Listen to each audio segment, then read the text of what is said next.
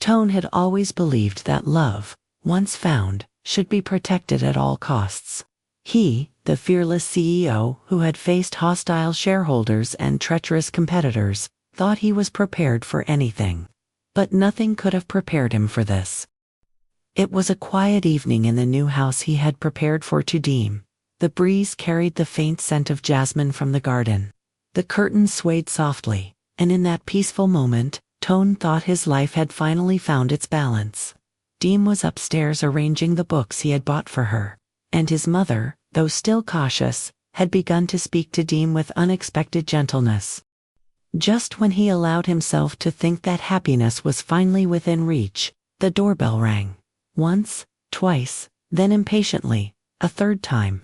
Toan opened the door, expecting a courier, or perhaps Tuong, his loyal friend. Instead, an unfamiliar man stood there mid-50s, worn suit, sunken eyes filled with something between guilt and hostility. "Are you Toan, CEO of Thien Minh Corporation?" the man asked coldly. Toan frowned. "Yes, and you are?" The man didn't answer. Instead, he held out a sealed envelope, thick, heavy, and ominous. "I came to warn you," he said, his voice cracking slightly. "Before you make the biggest mistake of your life." Toan's jaw tightened. "Speak clearly." The man took a step closer, his gaze fierce. "Do you truly know who Tu Diem is? Or more importantly, do you know who her parents are?" Upstairs, Diem paused, sensing something was wrong. She heard muffled voices, downstairs Toan's calm but demanding tone, and a stranger's trembling anger. Her heart thumped anxiously. Just as she reached the stairway, she heard her name, her father, Le Van Minh, and her mother, Nguyen Thi Ho. Do those names ring a bell? Toan froze. The names hit like lightning. Those were names from his childhood. Names whispered in his house with bitterness. Names connected to the financial scandal that had nearly destroyed his father years ago. Behind him, Diem stood trembling on the stairs. "Toan." Her voice was barely a whisper. "What? What is he talking about?" Toan turned slowly. The envelope in his hand now felt like a burning coal. And in that burning silence, one terrifying question echoed in both their hearts. Was their love built on a buried truth, or a devastating lie waiting to explode? The silence in the room was suffocating. Toan's fingers clenched around the envelope, the edges cutting into his skin, but he felt nothing. His eyes shifted between the stranger and the woman he loved. The woman whose past had suddenly become a ticking bomb between them. The stranger took a deep breath, his voice heavy with resentment. Tu Diem's parents were once partners with your father. They weren't just acquaintances, they were trusted friends, investors, allies. His tone grew darker. But when the business suffered a crisis, they didn't stand beside your father.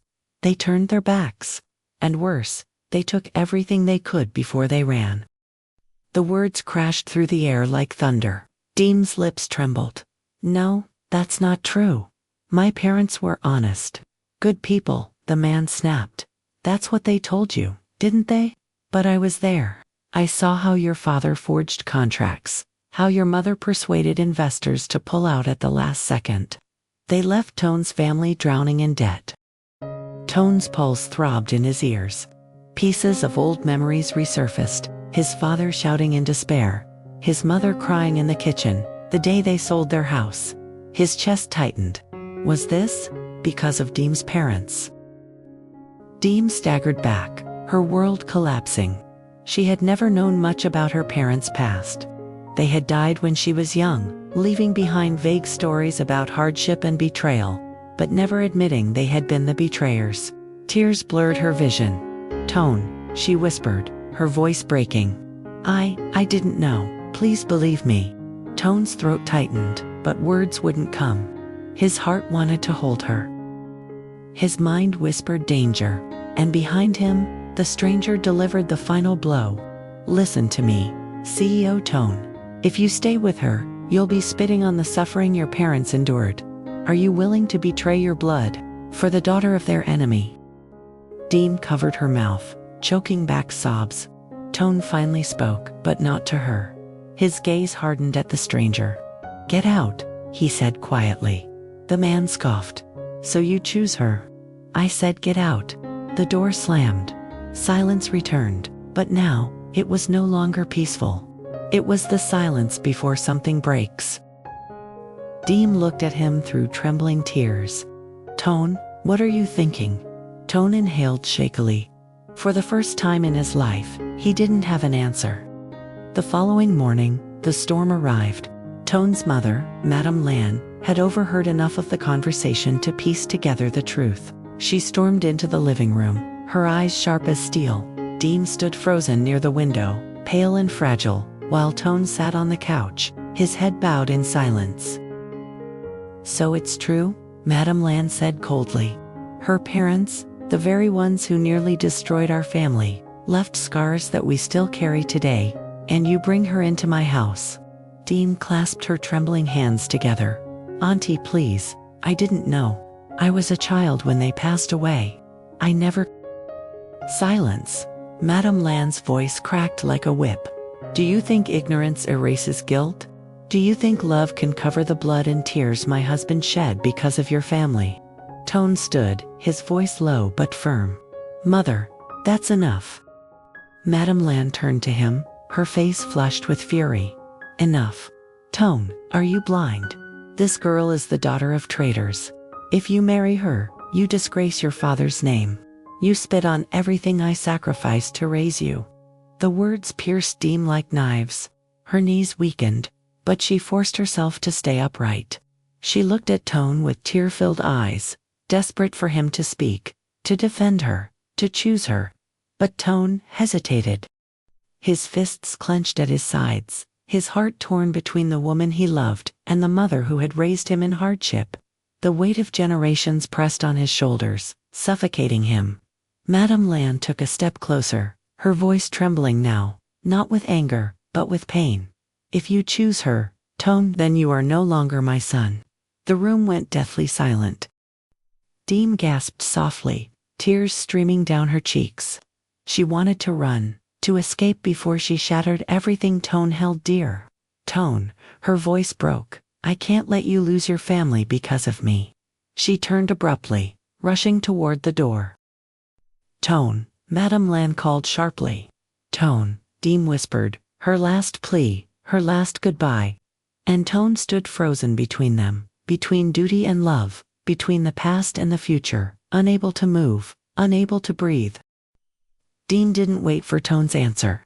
She knew that if she stayed 1 second longer, she would collapse at his feet, begging him to fight for her. But love, she believed, should never be begged for.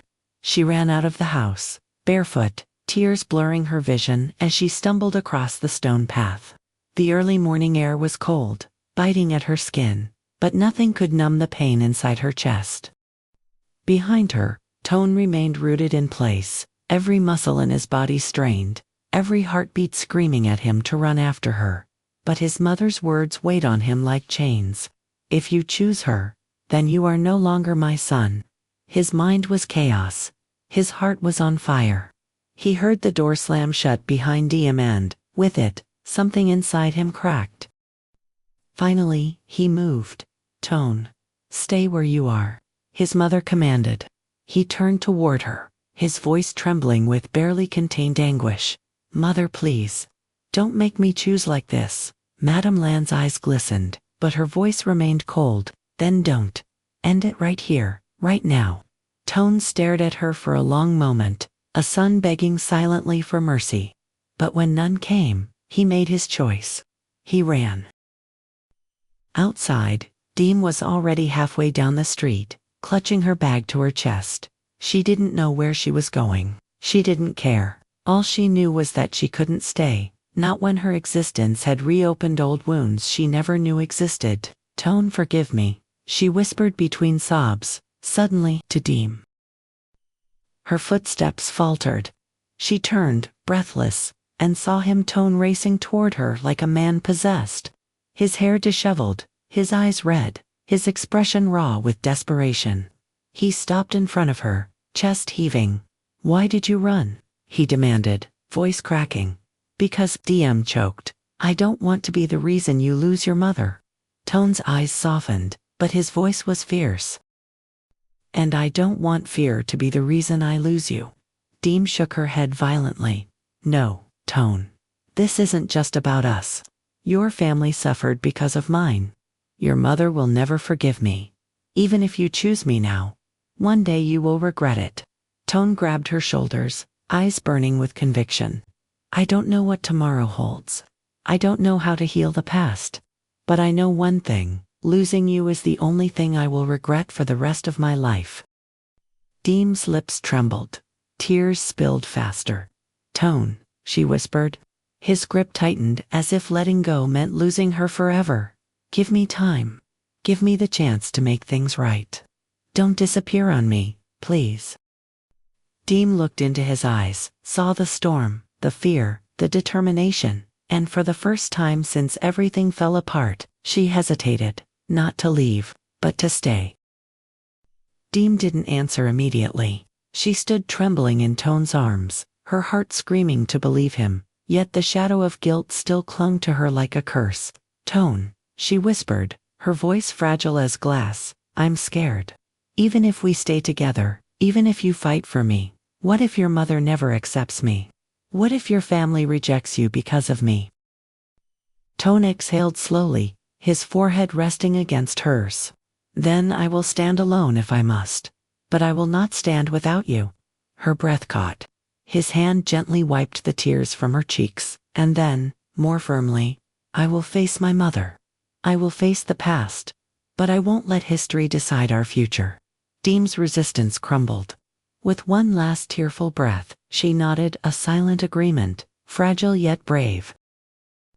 I'll stay, she said softly, but only if you promise. You won't hurt yourself for my sake. Toan smiled a broken, relieved smile. I promise. From now on, we fight together. But fate was not finished with them yet. As they turned back toward the house, Toan holding Diem protectively, the front door swung open.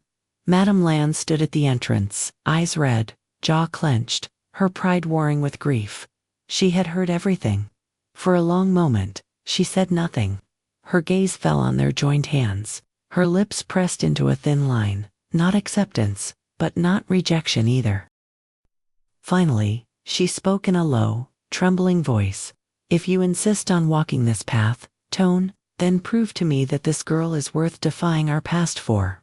She looked at Diem not with hatred now but with warning. Ly Tu Diem, if you have any conscience, you will not destroy my family a second time. Diem bowed her head, her voice steady despite her tears. I will not run any more. If I must redeem the pain my parents caused, then I will, even if it takes the rest of my life. Madame Lan didn't reply. She simply turned away, leaving the door open behind her. A silent invitation, a silent challenge. Toan and Diem exchanged a glance. Their love was no longer just a feeling. It was now a battle. But this time, they would fight side by side. Love is not proven in moments of peace, but in moments of crisis. Many people believe that love ends the moment the past resurfaces, when pain, resentment, and inherited wounds come crashing in. But the truth is this: love is not about avoiding conflict. Love is about choosing to stay, even when the world gives you every reason to walk away.